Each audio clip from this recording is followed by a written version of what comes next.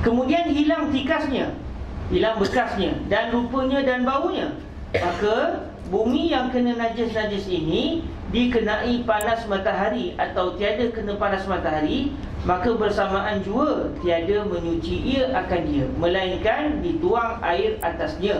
Sebab kering sesuatu najis itu tidak dianggap menghilangkan najis. Kita ada baju kita kering, baju tu kebetulannya terjatuh dalam air najis. Akhirnya kita sidai, nak basuh geli, kita sidai sampai kering. Hilang bau dia sebab kering lama sangat, hilang bau, rasa dan warna. Adakah baju itu telah dianggap suci? Tidak. Kerana matahari tidak dianggap sebagai sumber untuk menyucikan. Dia mesti dengan air juga. Hatta nak tayamum pun tak boleh. Tayamum hanya pada muka dan tangan, bukan pada pakaian. Bahkan kalau contoh kita buang air, najis kita itu keluar daripada tempat biasa, najis tu sampai kena peha, tak boleh dah kita sinjak pakai batu di peha. Maknanya mesti guna air juga. Okay. Jadi matahari itu tidak dianggap sebagai pembersih najis. Begitu juga kalau kebetulan suasana tu kering, lantas kering najis tu, juga tidak dianggap tempat yang terkena najis itu suci, mesti kena air juga. Maka bersamaan jua tiada menyuci ia akan dia, melainkan dituang air atasnya, atas tanah tadi. Sekiranya turun hujan atas bumi-bumi yang kena najis itu tadi, dengan yakin mengenai ia pada tempat najis-najis itu, lebih banyak air daripada sebagainya yang disifatkan di dalam masalah 572, iaitu kita tak faham itu kan. Itu nescaya jadilah ia suci, dan begitu juga sekiranya dilalui atasnya oleh hanyut-hanyutan air hujan yang sedikit yang berkekalan hingga kira-kira mengisap bumi itu daripada airnya, sebanyak mana mengisap ia daripada air yang sekira-kira dituang atasnya. Jadi kalau hujan itu turun ke atas tempat tadi, lantas hujan itu kita ikut berat hati kita, memang telah berjaya menenggelamkan najis, selesai. Atau air hanyut, air itu sikit tapi berterusan, sikit. Lepas tu bila dia hanyut tu, dia akan membuang najis yang berada di atas permukaan tanah, dan dalam masa yang sama dia akan menyebabkan najis itu terserap sedikit. Makin banyak najis pun hilang dan terserap. Maka ketika itu tempat tadi sudah dianggap suci. Dia konsep dia mudah. Apabila najis itu berjaya diterserapkan ke dalam bumi, lantas permukaan bumi itu sudah tidak bernajis, selesai masalah. Walaupun di dalam bawah bumi itu najis masih ada. Najis tak pergi mana, dia turun ke bawah. Cuma kita semayang bukan sampai nak ke bawah, kita semayang di atas tanah saja, di atas permukaan tanah. Maka sudah dianggap selesai, tengah dianggap selesai dari segi solat, tak ada masalah. Cuma seakan-akan disyaratkan air itu kena lagi banyak bernajis. Yang tu yang saya agak muskil di sini.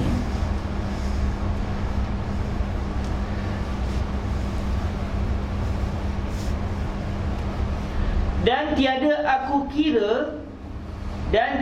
aku kira akan suci bumi itu, ni katanya Al-Imam Asy-Syafi'i, dengan hanyut-hanyutan air hujan yang melalui atas bumi najis itu, melainkan telah mengisap ia daripada air itu. Maksud dia menyerap, mengisap di sini maksud dia menyerap, seumpama atau lebih banyak daripada barang yang menyuci akan dia daripada air yang dituangkan atasnya. Okey. Maka tiada aku kira akan suci bumi itu dengan hanyut-hanyutan air hujan yang melalui atas bumi najis itu, melainkan telah mengisap ia, itu bumi itu telah mengisap daripada air itu. Bumi itu telah menyedut. Tapi kalau katakan tanah tu kering, air lalu dah, kita tuang dah, tapi dia tak sedut, tak selesai masalah. Bahkan dengan sebab air itu, dia telah merebakkan tempat yang suci menjadi bernajis pula. Kerana air itu kena bernajis, lalu air itu bertukar menjadi mutanajis. Lalu bila bumi tidak menyerap, seluruh kawasan yang terkena air menjadi mutanajis pula. Katakan najis hanya sebesar 2 cm, kita pergi tuang air banyak, menyebabkan kawasan yang terkena air jadi 5 cm. Tapi masalahnya tidak sedut tanah tidak menyedut air tadi. Lantas najis itu menajiskan air yang bertakung, lantas seluruh kawasan sebanyak 5 cm yang kena dengan air tadi bertukar pula menjadi mutanajis.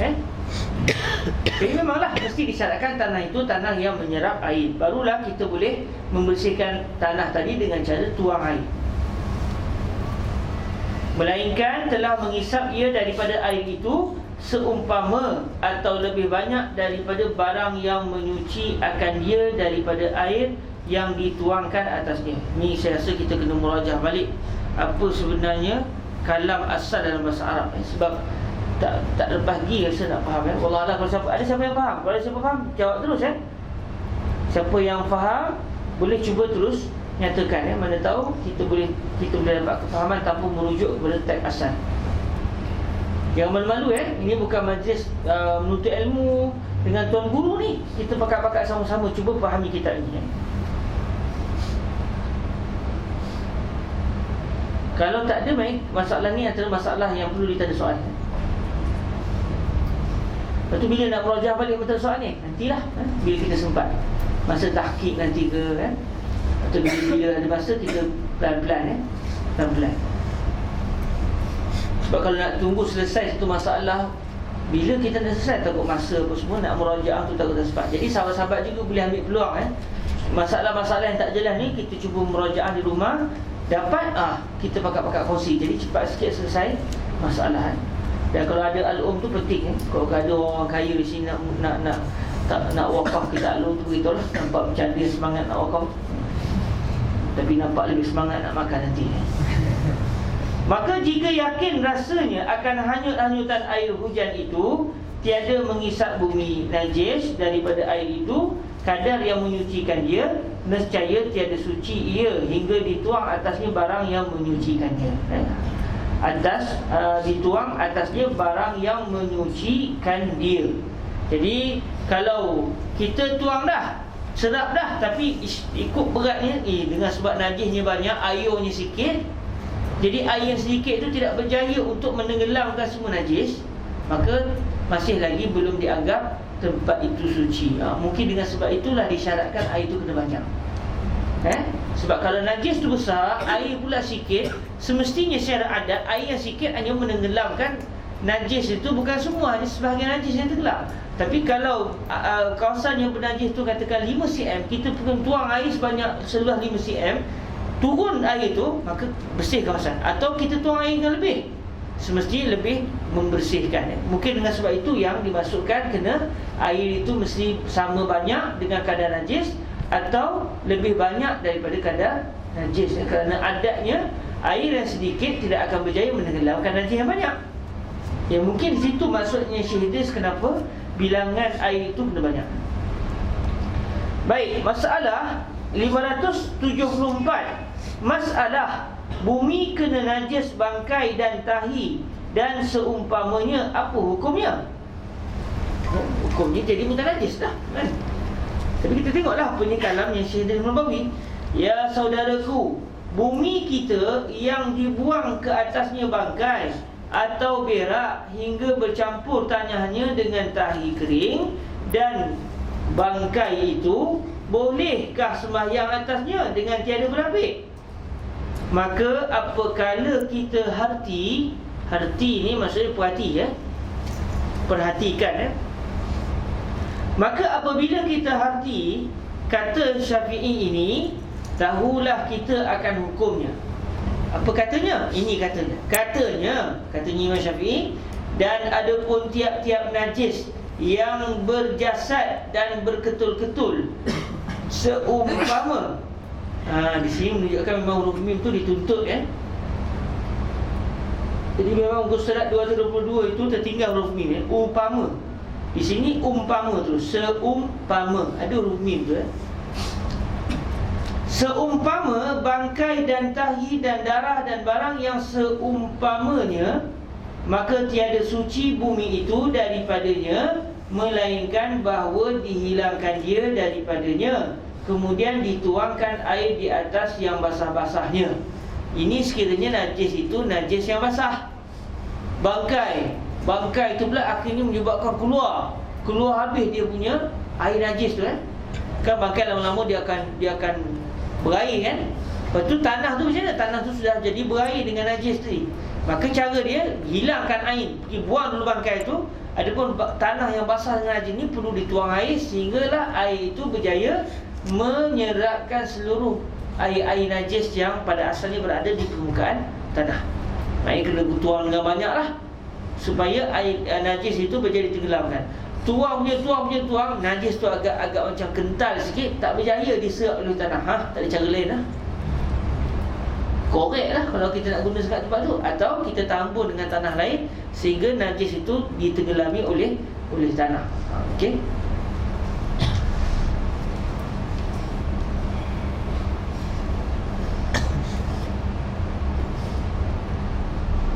Okey. Melainkan bahawa dihilangkan dia daripadanya, kemudian dituangkan air atas yang basah-basahnya, iaitu yang basah-basah najis yang berada di permukaan tanah tadi, jika ada daripadanya padanya, sebagai menuang menyuci bumi kena air kencing di dalam masalah 573. Jadi kalau ada basah najis, barulah tanah itu bernajis. Tapi katakan kucing berjalan-jalan, sakit dada dia, mati, terus tumbang ke atas tanah. Kita tengok dia mati, kita pun ambil bangkai tu, buang tu sampah terus.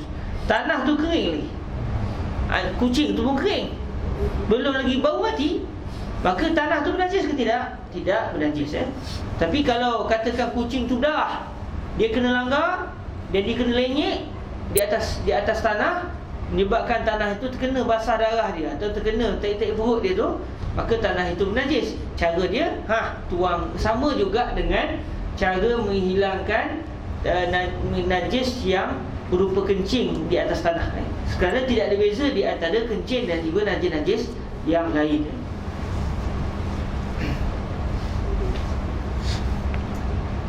Melainkan najis itu anjing dan babi, melainkan anjing dan babi mesti kena 7 kali.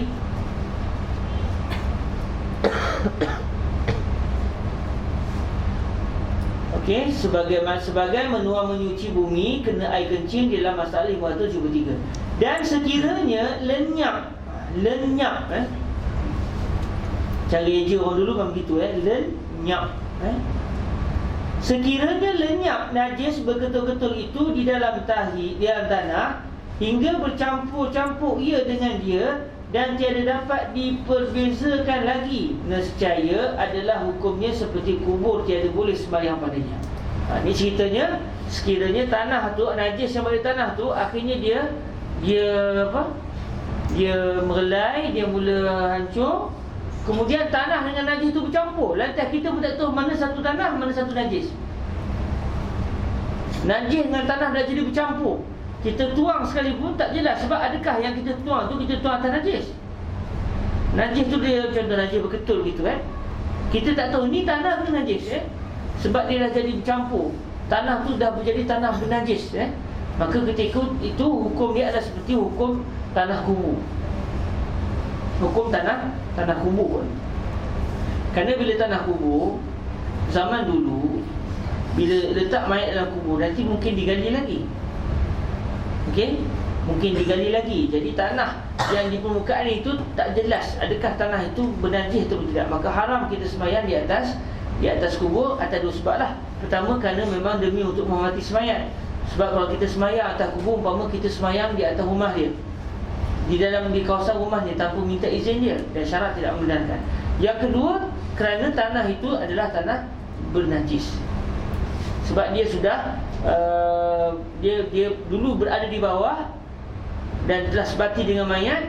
Kemudian bila kita gali, akhirnya tanah itu dibuat ke atas, lepas tu kita tambun balik mayat. Jadi tanah yang di atas tu asalnya di bawah, menyebabkan tanah itu sudah jadi bercampur dengan najis. Kalau kita tuang air sekalipun, tanah itu sendiri bernajis. Tanah tu sendiri sudah jadi tanah najis, dia sudah bercampur habis najis dan juga tanah. Kalau kita tuang macam mana pun, dia tak selesai juga masalah. Maka dengan sebab itu tidak boleh solat di atas tanah kubur. Tapi kalau macam kubur Malaysia sekarang macam mana? Kita tak gali dah, najis tu di bawah tu, di atas tanah biasa. Maka dia tidaklah menjadi haram kerana tanah itu najis, tetapi menjadi haram kerana sebab yang lain pula, kerana tidak menghormati si mati.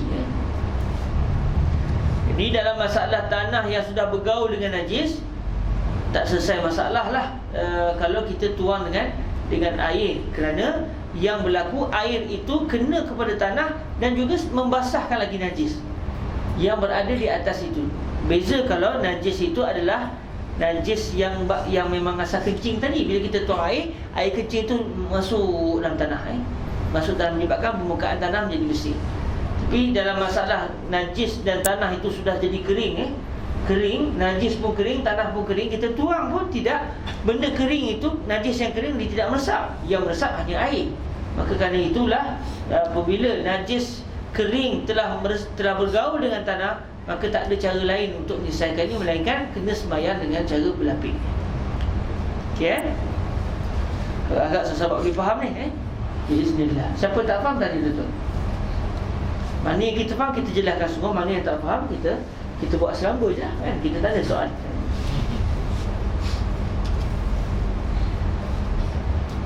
Macam kubur Mesir terus tak timbul isu tu, sebab bilik terus.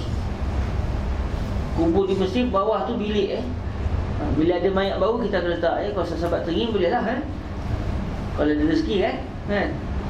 Dah orang ni meninggal kita pula masuk, lepas tu datang mayat baru kita duduk sebelah mayat tu tapi minta panjang umur belaka lah kan. Tak ada sesiapa ada cerita-cerita minta panjang umur kita semua insyaAllah Jadi kalau di Mesir kuburnya adalah merupakan milik bawah tanah. Di Kairah khususnya, di tempat lain tak begitu juga. Ada tempat yang memang kubur macam Melayu kita, macam di Kairah, oleh kerana masalahnya tanah mungkin betul air, kalau digali dia boleh runtuh tanah tu, maka dibuat bilik bawah tanah, daur ardi. Jadi ada tangga, kita akan letak mayat, lepas tu kita naik atas, tutup dengan batu, dia akan simen di atas. Jadi tak timbul langsung najis tu naik, kerana memang dalam bilik. Macam di dulu mayat itu dia akan pecah dalam kubur tu, lantas tanah sekitar tu jadi bernajis. Kemudian kita gali pula, bila dah reput, gali, masuk pula mayat baru, menyebabkan tanah yang bernajis itu campur dengan najis-najis kering, bergaul habis dengan tanah, menyebabkan tanah itu bergaul dengan najis. Maka tak boleh sembahyang di tanah seperti itu. Di Malaysia kita tak gali sangat lah, rasanya tak gali lah. Kubur lama itulah dia punya cari kubur baru biasanya. Jadi tanah di atas tu tak jadi bernajis, sebab najis di bawah. Cuma tetap juga tidak boleh solat di atas kubur, kerana dia dianggap seperti kita solat di dalam rumah orang tanpa izin, dan syarak tidak mengizinkan. Okey. Maka demikian itulah hukum tiap-tiap najis yang bercampur dengan tanah, seperti tempat-tempat berak di muka bumi, sutuh rumah dan barang yang menyerupainya. Samalah Jadi kalau maknanya najis kering telah bercampur dengan benda suci, dengan tanah, maka tak ada cara lain melainkan hendaklah dibuang. Sama ada dibuang terus tanah itu, ganti tanah baru, atau kita letak dengan pelapik kalau kita nak sembahyang. Baik, 575, masalah bumi yang ditanam bangkai di dalamnya, bolehkah sembahyang atasnya? Masalah yang kita bincang tadi. Kata Syafi'i, maka jika dilenyapkan dan ditanam satu bangkai di dalam bumi, maksud jugalah jasad manusia, maka jadilah atasnya daripada tanah yang mengembusi akan dia. Maka jadilah atasnya daripada tanah yang mengembusi akan dia, dan tiada basah tanah itu dengan basah bangkai, nescaya dimakruhkan sembahyang di atas tempat tanam itu. Macam di tempat Malaysia kita, dan mayat itu dia akan pecah di bawah, air mayat akan di bawah tanah. Dalam keadaan dia bukannya naik air itu ke atas, dia turun ke bawah lah.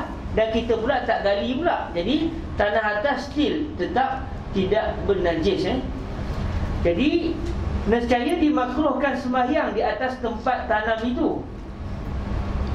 Maka jika sembahyang juga seseorang di atasnya, nescaya tiada aku suruh akan dia mengulang sembahyangnya. Maka demikian itulah hukum barang yang ditanamkan ke dalam tanah daripada segala najis yang tiada bercampur ia dengan tanah. Zahir ucapan ini merujuk berbangkai, bukan jasad manusia. Adapun kubur orang tak boleh kita buat begitu. Bahkan haram kita sembahyang di atas kubur, haram sembahyang di atas kubur. Tapi katakan kita dulu pernah sembelih lembu ke apa semua, tiba-tiba masa sembelih tak jadi, akhirnya lembu tu mati, semua sempat disembelih, kita pun terpaksa tanam lembu tadi. Okey, kita sembahyang, lepas tu kita pun nak sembahyang di atas tanah yang di bawah tu bangkai lembu. Jadi macam mana? Zahir ucapan di sini adalah makruh, tetapi tak perlu ulang salat kerana dia sembahyang di atas tanah yang suci.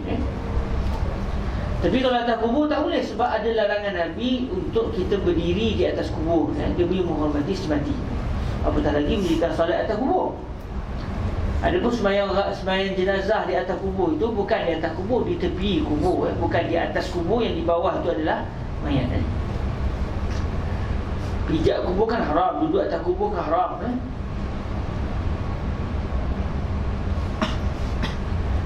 576. Masalah bumi masjid berlantaikan bata najis, apa hukum? Satu batu bata tu dibuat daripada najis. Di kampung-kampung Mesir masih ada lagi rumah yang diperbuat daripada tanah yang dicampur dengan tahi lembu. Sejuk je rumah tu memang bila musim panas sejuk. Selesa je. Tapi apakan daya tak bau. Tapi tanah itu diadun dengan tahi lembu.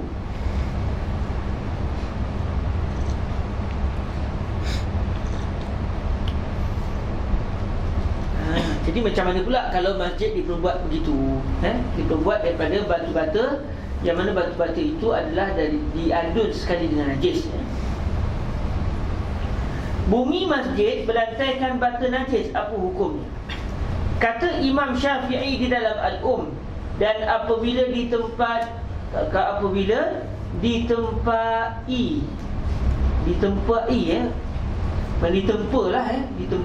diperbuatlah dan apabila ditempai bata daripada campuran umpama air kencing, nescaya tiada boleh disembahyang atasnya hingga dituang air atasnya sebagai menuang atas barang yang dikencing atasnya daripada bumi. Okey, dan apabila ditempai bata daripada campuran umpama air kencing, nescaya tiada boleh disembahyang atasnya hingga dituang air atasnya sebagai menuang atas barang yang dikencing atasnya daripada bumi. Tapi kalau batu-batu tu dah keras, tak selesai kau masalah. Betul tak? Kalau batu-batu tu dah keras, contoh macam katakan lantai masjid itu diperbuat daripada tanah campur dengan tai kucing, dia tak boleh lah kan, mana boleh bumi. Sama seperti masalah tanah yang terkena air kencing, nak sembahyang atas tanah tu tuang je lah. Cuma saya agak muskil masalah bata tadi, sebab kalau bata sudah kering macam tak ke mana juga kencing tu. Tuang air pun, air tu sekadar lalu atas bata dan masuk dalam tanah, tapi air nak kencing dalam bata tu masih dalam bata, dan mungkin di permukaan lagi dia dah bercampur gaul. Jadi apa maksud Imam Syafi'i? Wallahu a'lam.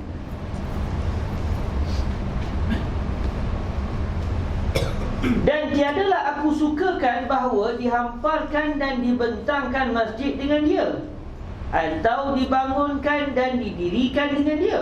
Sebab masjid mana boleh kita campur aduk dengan benda najis. Bahkan benda kotor pun haram untuk kita buat. Katakan masjid kita ada tak hidung, kita pergi celet di dinding masjid, haram.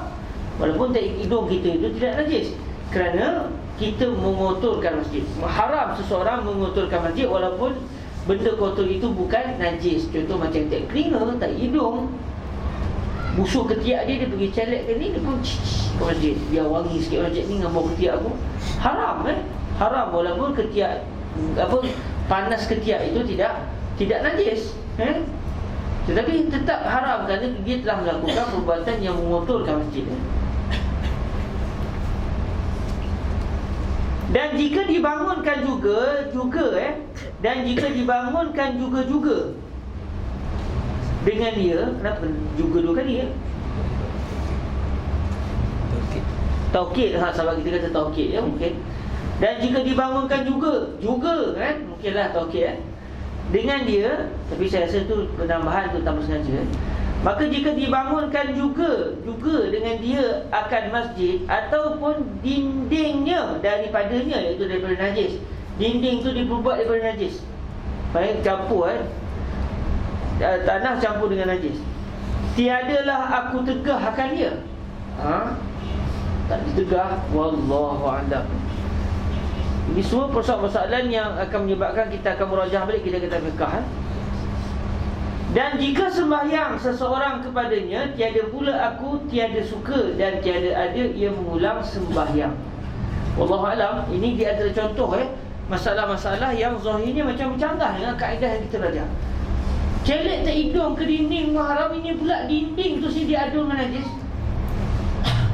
Kan lain tu kan. Tapi ala kulihat tak apa, kita akan cuba merajaah masalah ini dan kita tengoklah kalau jumpa masalah dalam kitab fiqh yang muktamad ni macam mana lagi jelas. Baik, masalah yang seterusnya. Ini banyak betul masalah tak selesai Memang masalah betul Ya, alhamdulillah kurang-kurang banyak benda kita tahu. Tak tahu lah. Kalau kita tak baca kitab ni, kita pun tak tahu masalah apa yang kita tak tahu kan? Sebab tu kitab ini, kalaulah kita dapat kuasai dengan baik dan orang Malaysia dapat kuasai dengan baik, dia akan menyebabkan masalah-masalah dakik ini difahami oleh masyarakat. Cuma tugasnya kita kena faham betul-betul dengan apa yang disebut oleh para fuqaha, dan kena pasti sungguh adakah yang disebut oleh Syekh Nawawi ini pendapat muktamad ataupun tidak dalam mazhab Syafi'i. Sebab kita nak berfatwa macam tu dengan mazhab Syafi'i secara umumnya. Jadi kitab ini kalau dikuasai dengan baik oleh Al-Azhari, dia satu kelebihan besar kepada masyarakat di Malaysia nanti. Bismillah. Nanti kita bacalah dekat Kampung Gajah, insya-Allah. Sambil-sambil tengok gajah, baca kitab Al-Mazzi. 577 masalah bumi dan tempat sembahyang yang najis, sahkah sembahyang atasnya? Ya saudaraku, apabila seseorang sembahyang, maka hendaklah tempat ia berdiri sembahyang dan tempat-tempat yang kena tubuhnya dan pakaiannya di dalam sembahyang semuanya mahu suci, tiada najis. Semuanya mahu suci, mesti suci, tak boleh kena dengan najis. Suci daripada najis, tak boleh kena najis, dia kena suci daripada sebarang najis. Kata Syafi'i rahimahullahu ta'ala di dalam Al-Um, dan tiada sempurna sembahyang seseorang atas bumi, dan tiada sesuatu yang ia berdiri atasnya, hingga adalah sekalian barang yang menyentuh oleh jasad suci semuanya. Kalau suci semuanya, baru sah sembahyang. Kalau dia pijak, elok dah di atas tanah yang suci. Tapi time sujud tu dia dahi dia telah sujud di atas tanah yang bernajis, tak sah sembahyang dia. Dia sujud elok dah di atas tanah yang suci, diri pun elok tanah suci, lutut dia pun kena ke tanah suci sewaktu sujud. Tetapi masalahnya pakaian dia tu hinggap dan jatuh ke atas tempat yang tidak suci. Katakan dia sembahyang tu, ekor serban dia terkena jauh sikit ke tanah yang tidak suci, maka tidak sah sembahyang. Hendaklah dia, jasad dia dan pakaian dia tidak langsung memijak dan terkena kepada kawasan najis.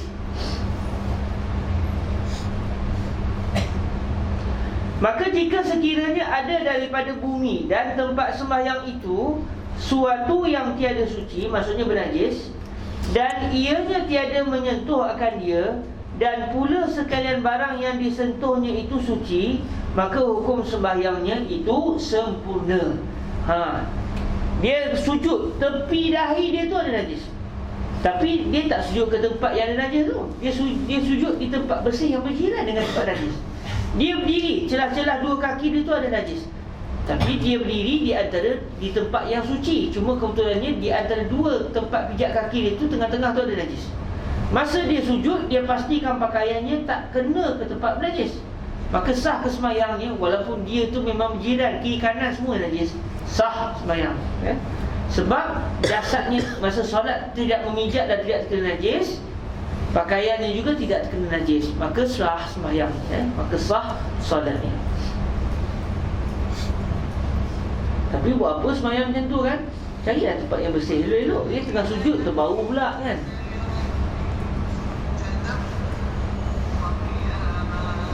So kita mulai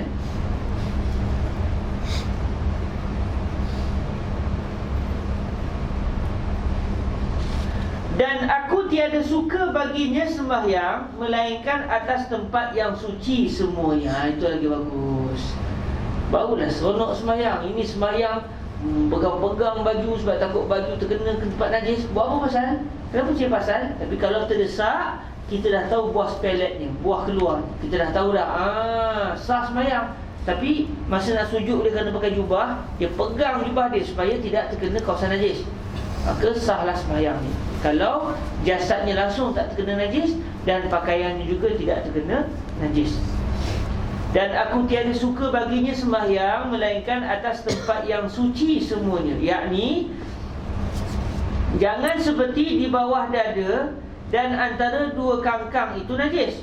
Masa dia rokok, dada dia menghadap najis, sah sembahyang. Kerana bila rokok, dia bukannya rokok sampai dada dia sampai ke tanah. Rokok dada dia tu bertentang dengan najis. Masa dia sujud, di celah kangkang dia ada kawasan najis, celah kangkang, maksudnya tanah yang setentang dengan kawasan kangkang itu bernajis. Tapi tak ada masalah, sebab masa dia sujud bukannya dia menjatuhkan celah-celah kangkangnya itu ke tempat najis. Jadi solatnya sah, cuma dia itu berjiran dengan kawasan najis. Dan aku tiada suka baginya sembahyang melainkan atas tempat yang suci semuanya. Yakni jangan seperti di bawah dada dan antara dua kangkang itu najis. Maksudnya kawasan tanah yang sentang. Adapun kalau maknanya di bawah dada, ni dada dia, ini najis, tak sah lah, sebab badan dia ada najis. Atau di kawasan kaki dia, di celah-celah pahanya ada najis, memang tak sah. Yang dimaksud kalau Syekh Idris adalah masa dia rokok, contoh dadanya setentang dengan tanah di bawah yang ada najis. Atau masa dia sujud, di celah dua pahanya itu bersententangan dengan tanah yang ada najis, cuma tak kena ke badan dia sebab dia sujud. Yang kena masa sujud hanya dahi, dua tangan, dua lutut, lepas tu jari kaki. Celah paha tak dah sampai kita rendahkan sampai kena tanah. Jadi sembahyangnya sah kerana tidak menyentuh najis. Yakni jangan seperti di bawah dada dan antara dua kangkang itu najis dan tempat lain suci masalan. Maka sama ada yang disentuh tangannya atau kakinya atau lutunnya. Lutut tu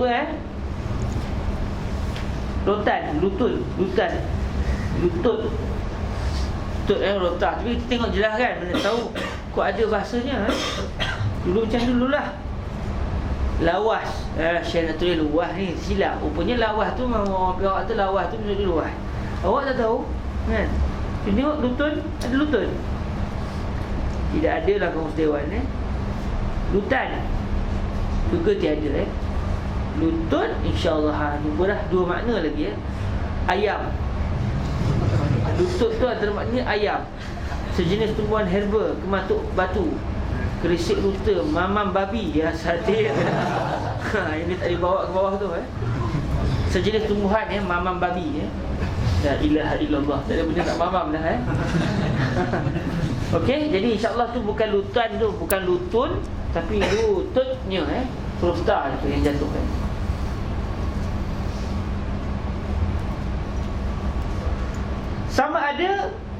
sama ada yang disentuh tangannya atau kakinya atau lututnya atau dahinya atau tuntung hidungnya. Apa tuntung? Ya Allah, kitab ni kaya dengan bahasa Melayu lama Sebab tu kitab ini ada kelebihannya, dia menjaga bahasa-bahasa lama. Tuntung ke tuntung? Tuntung. Okey, hujung yang runcing. Allah Ta'ala. Hujung yang runcing Hebat Awak yang dah lama cakap ni tak boleh guna kalimah tuntun. Kita mungkin boleh hidupkan kalimah-kalimahnya. Apalah awak ni makam gitu nampak canggih sangat canggih. Apa hidung sampai betul-tuntun tu? Betul ke cara guna tu Allah Alam lah. Tuntung hidungnya maksudnya tajam hidung ni tu apa? Di bahagian ni lah hidung yang ujung ni. Ujung hidung. Atau tuntung hidungnya, atau apa suatu yang bersentuh daripadanya. Dan begitu juga pakaian yang jatuh dari atas tubuhnya apabila suatu daripada semua-semua itu kena ke atas najis, nescaya tiada sah sembahyangnya dan wajib atasnya mengulang sembahyangnya.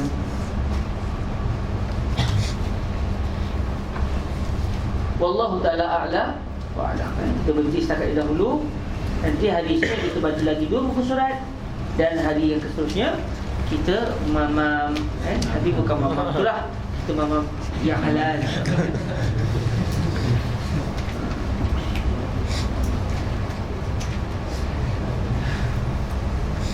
Sahabat dirahmati Allah, jangan ingat kelas ni adalah kelas saya orang alim boleh baca kitab ni. Ini pertama kali dalam hidup saya baca. Dan saya pula setakat ni tak ada kesempatan betul-betul untuk merajaah Jadi saya anggap majlis ni majlis untuk kita membaca kitab ini. Mana yang tak jelas kita tanda. Kok lepas ni ada rezeki kita boleh merajaah balik dan banyak juga masalah sebelum ni yang kita merajaah lagi kita jumpa balik. Alhamdulillah. Jadi kalau sahabat datang untuk dengan tujuan saya nak jadi alim lah baca kitab ni, sila orang lah tuan-tuan cari Saya bukan macam orang-orang alim yang lain. Saya bukan orang alim, saya pelajar biasa. Jadi maknanya kalau datang untuk banyak sangat masalah tak tahu ni, memang kebetulannya banyak masalah kita tak tahu. Sebab tujuannya untuk kita kenal pasti mana masalah yang tak tahu, untuk kita merajaah semua.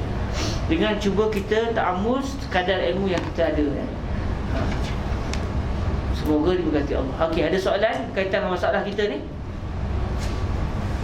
Ada soalan? Tentang kubur. Apa keheng kubur? Setengah tempat tu dia tanam kubur mayat dia bukan kat atas, boleh ke semayang kat kubur? Okey, sahabat kita tanya, setengah kubur dia gali dan dia buat lubang liang tu bukan liang di bawah tu, dia buat tepi. Jadi lepas tu dikambus tanah tu. Jadi tanah yang berkambus itu bukan di bawah tu mayat, di tepi tu mayat. Jadi di mana yang haram tu? Yang haram adalah di atas mayat. Jadi ketika itu kalau dia duduk melepak di atas tanah yang digali tu, tak ada masalah. Sebab di bawah tanah tu bukan ada mayat, di tepi itu yang tak boleh. Dan hatta kalau di kampung-kampung, kalau dia buat kubur begitu, nanti yang dia letak batu nisan bukan di tempat gali, di tepi tu. Dia gali sini, contoh dia gali sini, katakan ni tanah, dia gali sini, lepas tu dia tembuk tepi tu, dia letak mayat situ. Lepas tu dia pun kambuh di belakang tanah ni. Di sini tak letak batu nisan, dia letak batu nisan tepi ni, iaitu di bawah, di atas mayat tu. Walaupun kawasan itu tidak digali. Jelas Jadi yang haramnya adalah kita memijak kawasan yang di bawah tu adalah mayat ni.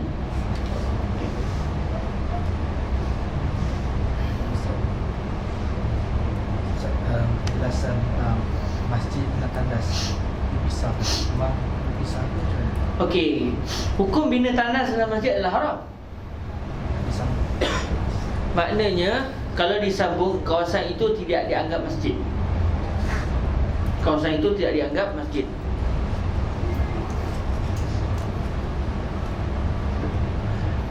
Contoh, katakan buat kita ni adalah kita nak wakafkan Saya ni katakan ruak ni kita nak buat masjid. Jadi kalau saya niat seluruh ini adalah masjid, tandas tu pun saya niat saya nak buat masjid, asal dia rumah lah, lepas tu kita nak wakafkan sebagai masjid, maka ketika itu tandas tu tutup, dia kena buang semua, sebab kita dah wakafkan dia sebagai masjid. Mana tempat yang diwakafkan sebagai masjid tak dibuat tandas. Sebab tu kalau orang buat tandas, dia akan plan, okey, ini kawasan masjid, okey, tandas di mana. Main dia niat tandas itu bukan masjid, itu di luar masjid. Lepas tu tak ada sembahyang entah itu masjid dan tandas masjid. Okey. Jadi kalau contoh, katakan ini masjid, tiba-tiba tepi tu ada tandas. Ketika itu tahulah kita kawasan itu tidak diwakafkan sebagai sebagai masjid. Mereka kalau diwakafkan, orang yang wakafkan dia nak jadikan tanah ni seluruhnya sebagai masjid, tanah kena buat di tempat lain. Walaupun setelah direka bangunan bersambung tak apa, tapi maknanya tidak diiktibar kawasan tanah itu sebagai masjid. Lepas tu banyak juga masjid-masjid sekarang ni tandas semua kat luar. Senang dia orang tu keluar dan dia pergi tandas. Jadi dia terus selesai masalah. Kalau masjid-masjid kampung dulu memang gitulah, tandas semua di luar kan. Kalau dibuat kat bawah dalam kawasan tanah wakaf tak, tapi dibuat belah bawah. Sahabat kita tanya satu masjid di bawah tu tandas, bawah tanah. Main di atas tu orang sembahyang. Kalau ikut mazhab Syafi'i tak boleh. Sebab atas bawah tu semua sampai ke langit ke atas tu semua dianggap masjid. Cuma macam mana pula yang kalau begitu, wallahualam mungkin mereka merujuk pendapat mazhab lain. Tapi kalau mazhab Syafi'i tak lepas tu, setahu saya dia tak lepas. Kerana di atas di bawah semua itu adalah dianggap masjid. Kalau memang dia wakaf tu digunakan buat masjid dan tandas. Duit wakaf untuk masjid kemudian buat tandas tu saya tak tahu.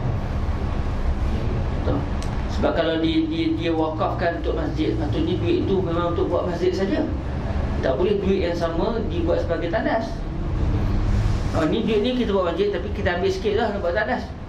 Dia sepatutnya dia kena asing Dia kena asing pula. Asing untuk buat tandas asing cari duit lain. Sebab dia dah niat untuk buat masjid. Wallahualam, kadang yang saya fahamnya begitulah. Sebab seseorang itu bila diwakafkan untuk buat satu benda, duit itu sepenuhnya kena buat apa yang dia niatkan. Kalau dia niat sebagai masjid, main masjid sajalah. Selain daripada itu tak lepas. Kalau dia nak buat tandas, dia kena cari duit lain. Itu yang saya faham lah. Wallahualam, kalau di sana ada pendapat ulama lain.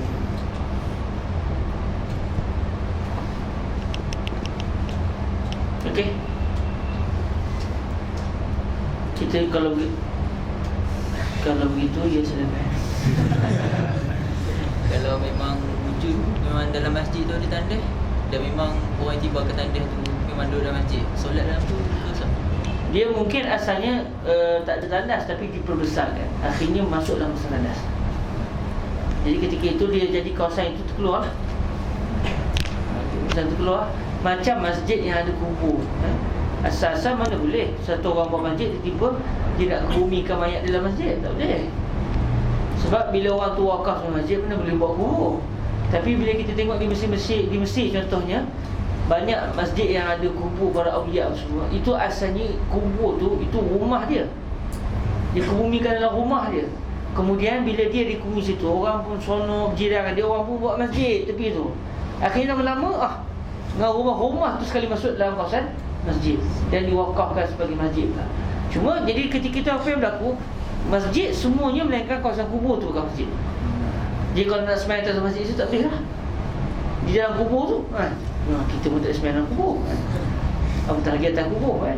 Tapi nak cerita kawasan itu sudah tidak dianggap sebagai masjid. Jadi mungkin masjid yang ada tandas dalam tu, itu memang pada asalnya itu bukan masuk kawasan masjid, tetapi apabila diluaskan, dimasukkan sekali.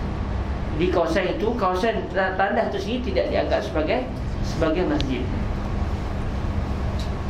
Tapi kalau contoh memang dia niat ni okey, ruang ni semua kita wakaf masjid, tapi tengah-tengah ni kita buatlah tandas. Tak lepas. Sebab kamu dah niat tanah ni juga sebagai tanah masjid. Tandas kena buat di tempat yang bukan. Tapi kalau dia okey, tanah ni saya nak niat sebagai masjid ni. Ni masjid. Tengah-tengah ni saya tak nak niat sebagai masjid. Ini wakaf. Ni adalah untuk buat tandas. Lepas tu sini pula masjid. Tak apa. Sebab ni dan ni adalah masjid, cuma tengah-tengah tu dibuat sebagai tandas. Mana ada orang buat itu? Di Kampung Gajah pun tak nak buat macam tu. Gajah banyak sangat ni. Gajah rahsia pula Okey, saya sekarang terdahulu, insyaAllah. Moga diberkati Allah. Semoga kita bertemu semula pada hari Isnin nanti, insyaAllah Hari Isnin nanti kita akan bertemu semula untuk kita baca lagi lanjutan perbahasan kita ini.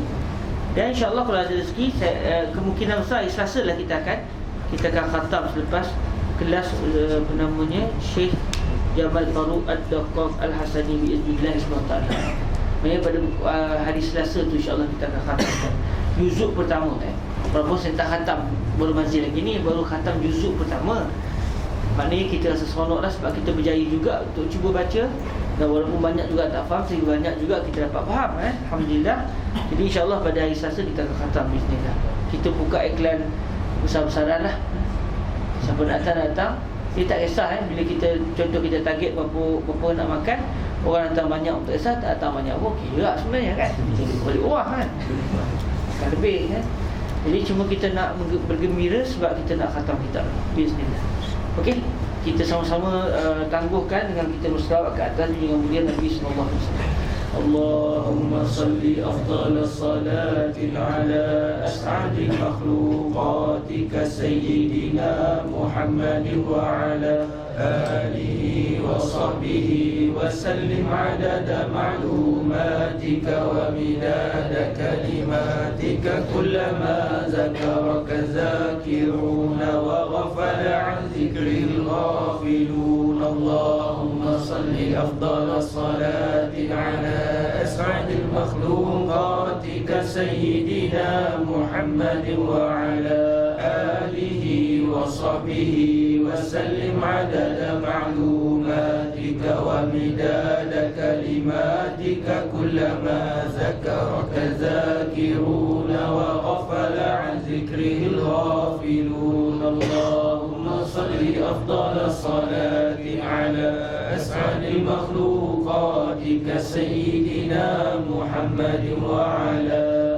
alihi wa sahbihi wa sallim adada ma'lumatika wa midada kalimatika kullama zakaraka zakiruna wa ghafala an zikril ghafilun. اللهم اجعلنا من عبادك التوابين واجعلنا من عبادك الصالحين وارزقنا فهم النبيين وحفظ المرسلين والهام الملائكة المقربين. ربنا آتنا في الدنيا حسنة وفي الآخرة حسنة وقنا عذاب النار. صلى الله على سيدنا ومولانا محمد وعلى آله وصحبه وبارك وسلم. الحمد لله رب العالمين. تقبل الله منكم. سبحانك اللهم وبحمدك أشهد أن لا إله إلا أنت أستغفرك وأتوب إليك. بسم الله الرحمن الرحيم. والعصر إن الإنسان لفي خسر إلا الذين آمنوا وعملوا الصالحات وتواصوا بالحق وتواصوا بالصبر. السلام عليكم ورحمة الله وبركاته.